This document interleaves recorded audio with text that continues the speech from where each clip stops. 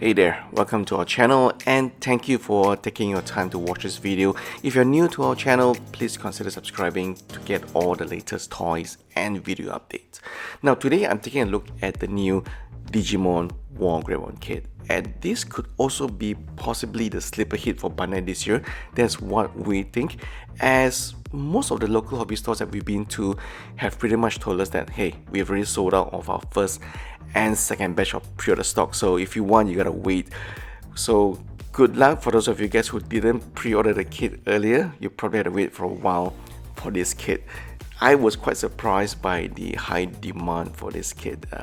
I didn't know that there were so many people interested in Digimon. So if you're a big Digimon fans, please don't bash me because I've not been exposed to Digimon franchise as a whole. Well, now I don't actually have the kit yet, but that's not stopping me from sharing my impression and also my top 3 custom build by the 3 Japanese builders in this video. So it's actually going to be a quite interesting video to see how they custom build and paint their Wargreymon kit. But first, let's talk about Amplified. I was quite mystified when I saw this term called Amplified on the box, right? So what the heck does Amplified mean?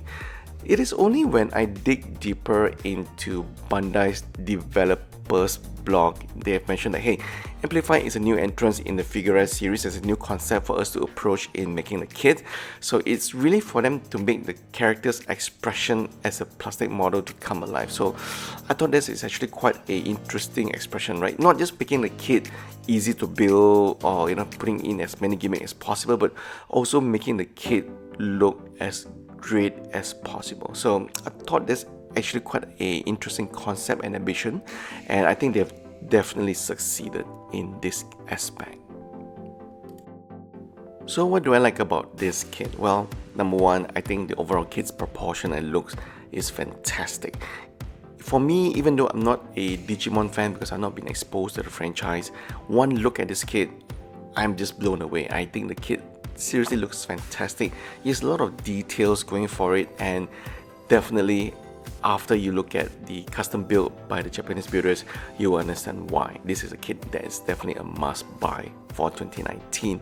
Secondly, this kit is actually a relatively simple build. It's not as complex as a Gunpla real grade, but it's more of a high grade kit. I think anybody can pick this up and build this kit in a single day or a single hour if you want to. It's not very difficult to build.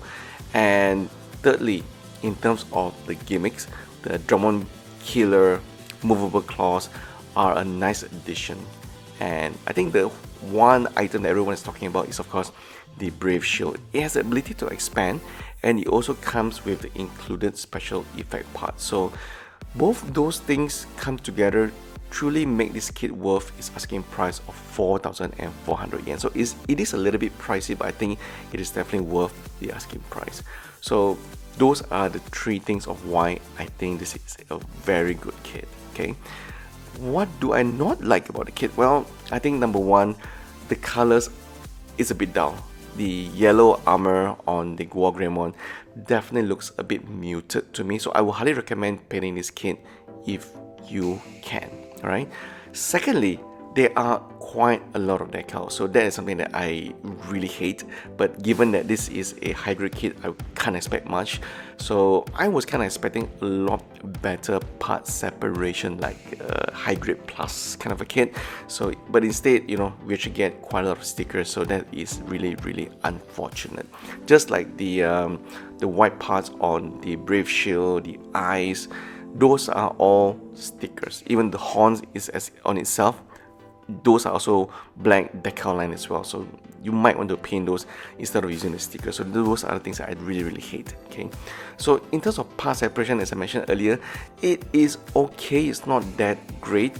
I kind of wish that the part separation was better given that the asking price of 4,400 yen. But I guess I can live with it. I think I can paint over some of those parts. Yeah. Finally, things I didn't like, or maybe not didn't like, I think I'm nitpicking here a little bit.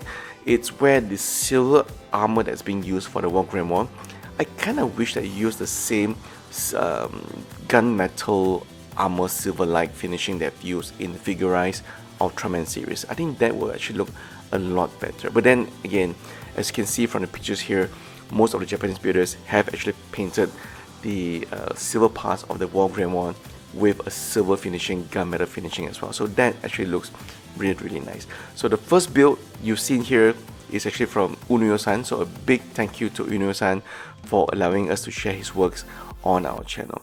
I will put a link down to his blog where he actually reviews quite a lot of toys and collectibles and model kit as well, and also his Twitter channel, so you can see all the latest build from Mr. Unuyo-san. So thank you, Unuyo-san, for sharing your build. So this is the first build of the Wargreymon kit that we're sharing here in no particular order.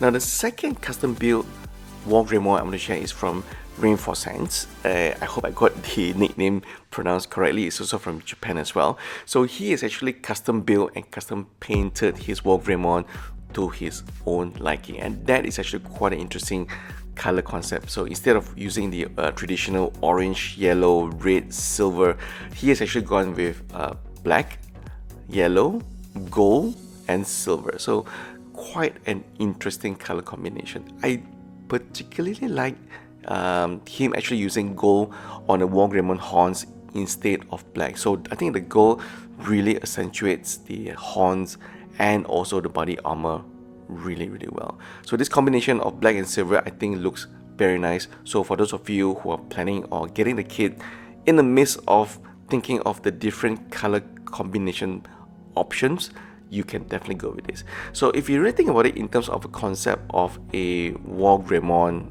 in the battlefield, obviously I think the silver armor combination definitely looks a lot better. It's more like the classical knights of the old.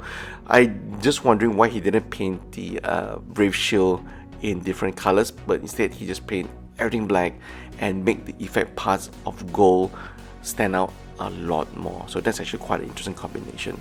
What do you guys think of this color combination from Rainforce? Let me know if you think that this is a cool color combination. But for me, I think those hidden pockets of gold colors, especially on the pistons, on the joints, and also on the horns, definitely looks really nice. And another amazing build by Mr. MCK-SP-san. This time around, his Wargreymon actually retained the original color of the Wargreymon, but instead the finishing is more of a manga look, and I really appreciate this. I think we've seen a lot of plamo kits that has mimicked the anime style finishing style. This one actually looks a lot more like a manga finishing style. So it actually looks like the Wargreymon is coming right out of the manga, right? So those small lines really accentuates the characters, just like how it's being drawn in the manga itself. So I really dig this comic book finishing style of the Wargreymon by MCK-SP-san. So overall, I think definitely you guys have seen how and what kind of color combination and finishing you can go with the Wargreymon. The only thing, as I mentioned earlier, the disappointment is there's still quite a lot of decals for this kit, given that the asking price is 4,400 yen, but still I would definitely get it and maybe probably repaint over the very dull yellow color armor of the Wargreymon. I think that's my only gripe. Overall, MCK-SP-san has used a gold color for the brave shield, which I think looks a lot better than the original yellow from what we've seen. And in terms of the red as well, I think that ruby red gloss finishing definitely is a very interesting contrast to the overall matte finishing of the armor for the Wargreymon. So try and play around with the kit. I think mixing around the different paint finishing of gloss versus matte is quite a interesting way to accentuate different parts of the kit.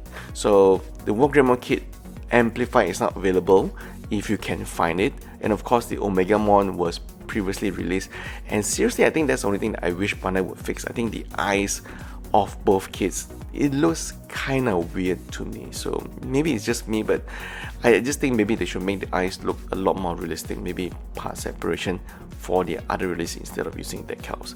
So that it is my 3 favorite custom builds so far of the Wargreymon kit. Let me know which one is your favorite, and of course more importantly, have you guys actually got your kit yet? And if you are, are you planning to paint it over? Do you think that the colors of the yellow armor looks muted, a bit dull, as what I've mentioned earlier? Or do you think that I'm just nitpicking a little bit, right? So as usual, thanks for watching. Please subscribe to our channel. We'll have more videos coming out in the coming days.